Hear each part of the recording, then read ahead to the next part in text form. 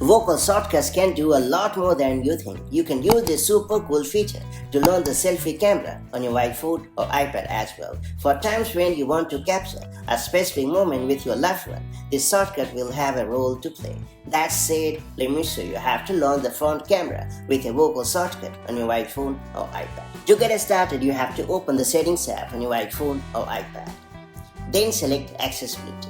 Then head over to the Speech section and choose Vocal Shortcuts. And then you have to tap on the Add Action button or hit the Set a Vocal Shortcuts option if you are going to use this brand new feature for the first time. Then you have to tap on the Continue option. And under the System section, you have to choose the Front Camera option. And after that, you have to enter the custom phrase through which you want to activate this shortcut, for instance, CAM.